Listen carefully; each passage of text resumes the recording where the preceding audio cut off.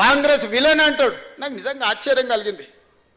కనీసము మాట్లాడే ముందు మనం ఏం మాట్లాడుతున్నాం, మనం మాట్లాడిన తర్వాత ప్రజలు ఏ విధంగా తీసుకుంటారని ఆలోచన చేయాలి కదా. మనకు విచక్షణ ఉంది కదా, ఆలోచన ఉంది కదా. మాట్లాడకంటే ముందు ఏం మాట్లాడాలనో ఆలోచన చేయాలి, మాట్లాడిన తర్వాత ప్రజలేం ఏ విధంగా తీసుకుంటారో కూడా ఆలోచన చేయాలి. మొట్టమొదటి విలన్ తెలంగాణకు విలన్ కాంగ్రెస్ పార్టీ అని ఎంత పెద్ద మాట అది. తెలంగాణ ఇచ్చినందుకు విలన్ అయిందా? మేము తెలంగాణ ఇస్తే 10 ఏళ్ళు నువ్వు తెలంగాణ ముఖ్యమంత్రి అయి దోసుకొని టీవీలు పెట్టుకొని పేపర్లు పెట్టుకొని ఫామ్ హౌజులు కట్టుకొని ఇంటిల్లి పాది పదవులు అనుభవించి కాంగ్రెస్ ఇచ్చిన తెలంగాణలో నువ్వు లబ్ధి పొందినందుకు కాంగ్రెస్ విలన్ అయిందా? అంటే గింటే ప్రజలనాలే కాంగ్రెస్ ఏమన్నా అయ్యా మీరు తెలంగాణ ఇస్తే ఇగో ఆయన గట్ట తయారయ్యిండు గిట్లా అచ్చోసిన ఆంబోతులు మా మీద ఎందుకు వదిన అని ప్రజలేమన్నా ఆవేదన వెలిపుచ్చారంటే అర్థం ఉంది. కానీ నీకెక్కడిది అర్హత మాట్లాడడానికి? అంటే ఆయన ఆలోచన ఎట్లుందో ఒక్కసారి ఆలోచన చేయండి.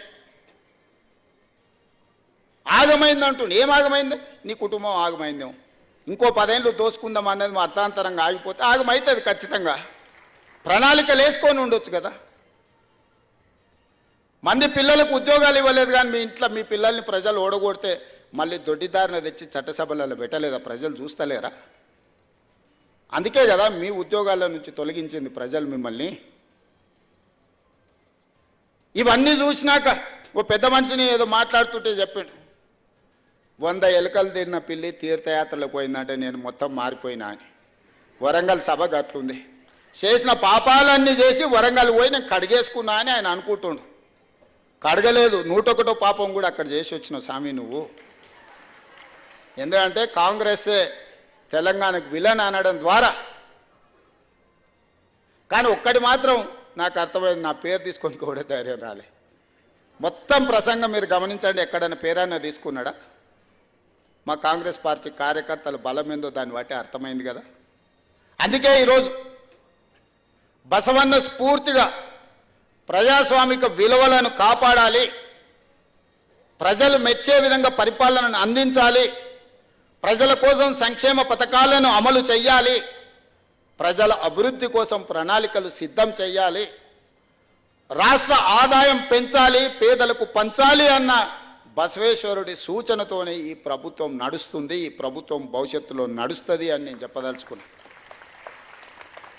నేను కాదు, మా నాయకుడు రాహుల్ గాంధీ గారి స్పష్టంగా బసవేశ్వరుడి వచనాలతోని ప్రతి ప్రసంగంలో వారు ప్రస్తావిస్తూనే ఉంటారు. అహ్మదాబాద్లో వారి ప్రసంగం, సిడబ్ల్యూసి ప్రసంగం తీసుకోండి, పార్లమెంట్ ప్రసంగం తీసుకోండి, పాదయాత్ర ప్రసంగాలు తీసుకోండి.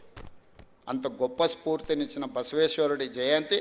అదేవిధంగా వీరశైవ లింగాయత్ సోదరులు, నేను ఎమ్మెల్యేగా ఇన్నిసార్లు కొడంగల్లో గెలిచినా అంటే వాళ్ళు సంపూర్ణమైన మద్దతు ఇచ్చినందుకే నేను కొడంగల్ ఎమ్మెల్యేగా ఉన్నా. నా నియోజకవర్గంలో అత్యంత ప్రభావితమైన సమాజం వీరశైవ లింగాయత్ సమాజం.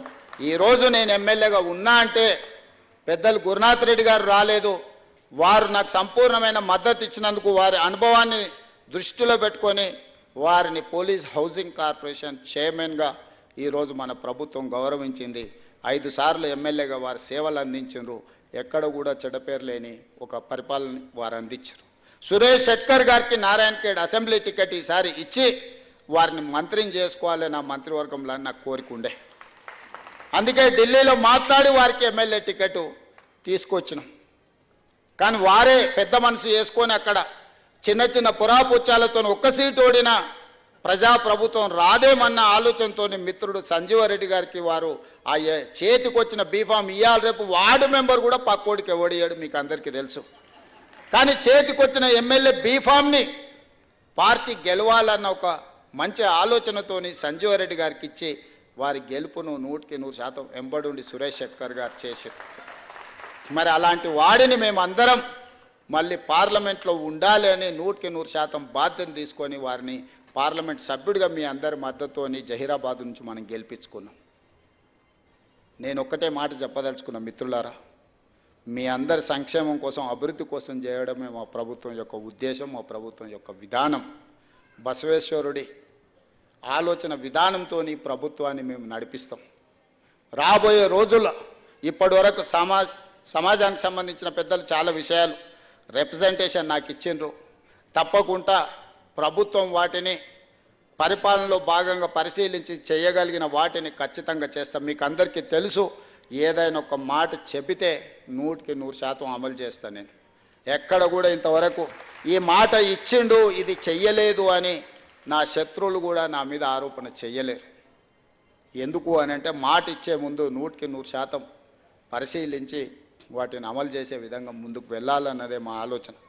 అందుకే మిత్రులారా, ఈరోజు తెలంగాణ సమాజం మన కోసం మనం చేసే కార్యక్రమాల కోసం ఎదురు చూస్తుంది. వీటన్నిటిని ముందుకు తీసుకువెళ్ళాలి.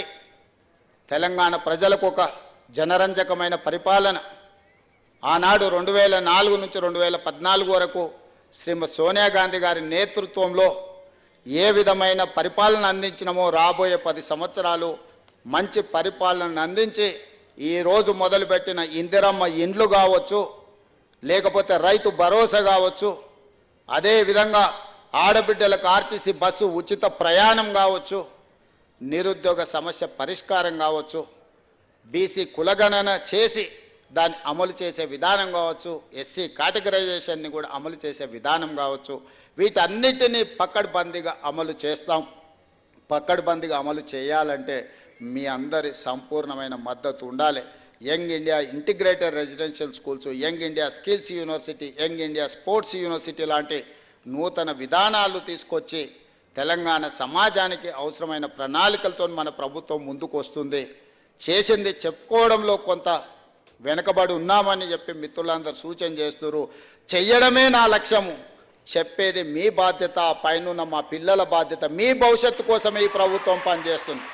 ఈ ప్రభుత్వం మీది, మీరే మా భవిష్యత్తు, మీరే, మీకోసమే ఈనాడు ఈ ప్రభుత్వం పనిచేస్తుంది. అందుకే ఈ వేదిక మీద నుంచి 10వ తరగతి ఫలితాలను విడుదల చేయడం ద్వారా బసవేశ్వరుడు సాక్షిగా మీ తరగతి గదుల్లోనే ఈ రాష్ట్ర దేశ భవిష్యత్తు ఉంది. మీరే మా అంబాసిడర్లుగా మారండి. ఈ ప్రభుత్వం చేస్తున్న మంచి పనులను మీ గ్రామాలలో చెప్పండి.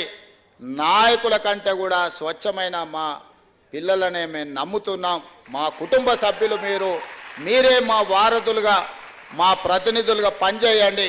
మీ భవిష్యత్తు కోసం 100% శక్తి వంచన లేకుండా మీ ఉజ్వలమైన భవిష్యత్తు కోసం మీ రేవంత్ అన్న పని చేస్తాడని తెలియజేస్తూ మీ అందరి దగ్గర సెలవు తీసుకుంటున్న ధన్యవాదాలు మిత్రులారా.